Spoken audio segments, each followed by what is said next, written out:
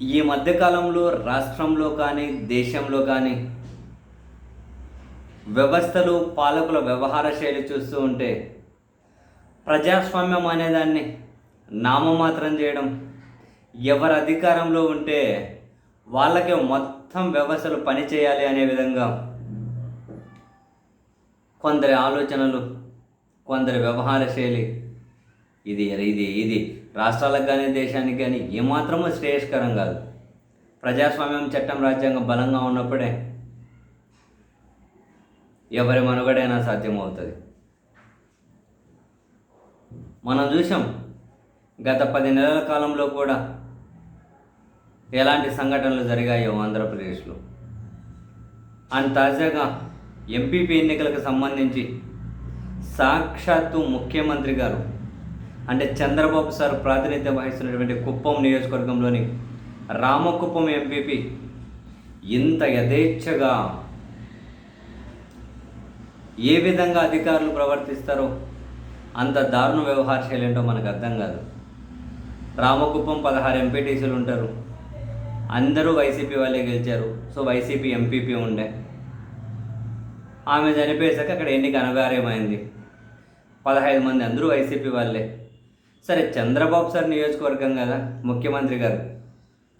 So నయానో భయానో ఒక 7 మంది ఎంపీటీసీలను వీళ్ళు కొన్నారు అంటే టీడీపీ వైపు వెళ్ళారు. ఇంక8 మంది వైసీపీ వైపే ఉన్నారు. అంటే ఆ లెక్కన ఎంపీపీ కూడా వైసీపీకే రావాలి మామూలుగా. అయితే ఓటు హక్కు వినియోగించుకొని ఇస్తారో లేదో, ప్రలోభాలో, బెదిరింపులో, కేసులో ఏం చేస్తారో తెలియదని కుప్పం టీడీపీ నాయకులు ఏం చేశారు, హైకోర్టుకి వెళ్ళారు. మా ఎంపీటీసీలు స్వేచ్ఛగా ఓటు హక్కు వినియోగించుకునే విధంగా భద్రత కల్పించండి అని హైకోర్టు పోలీసులకు ఆదేశాలు ఇచ్చింది. ఆ ఎంపీటీసీలు స్వేచ్ఛగా ఓటు హక్కు వినియోగించుకోవాలి, భద్రత కల్పించండి అని.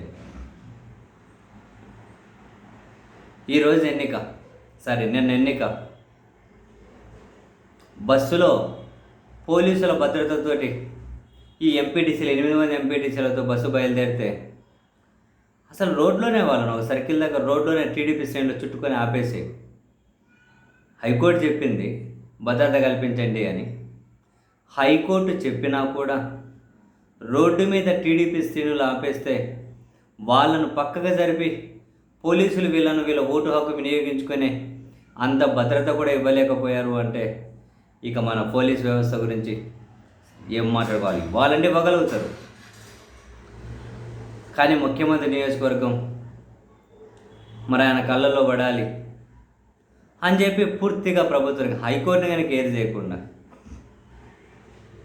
8 మంది ఓటు హక్కు వినియోగించుకునే పరిస్థితే లేకపోయింది. అయితే బేసిక్ అవగాహన ఉన్న ఎవరికైనా నెక్స్ట్ ఏం ప్రశ్న రావాలి, మరి 15 మంది ఎంపీటీసీలు ఉన్న దగ్గర 8 మంది వెళ్ళకపోతే మరి అక్కడ 7 మంది ఉంటారు కదా. కోరం జరగాలంటే 8 మంది ఉండాలి కదా. మరి కోరం జరగక ఎంపీపీ ఎన్నిక వాయిదా పడి ఉంటుంది కదా అని ఎవరికైనా బేసిక్ సెన్స్ ఉన్న వాళ్ళకు ఐడియా ఉంటుంది. బట్ కోరం జరగలేవు, 8 మంది ఉండాలి కోరం కావాలంటే. కోరం లేకుండానే ఆ 7 మందితోనే టీడీపీ ఎంపీపీని ఫైనల్ చేసి అధికారులు డిక్లేర్ చేశారు. అసలు మినిమం రూల్ కదా, 8 మంది ఉండాలి కదా కోరం.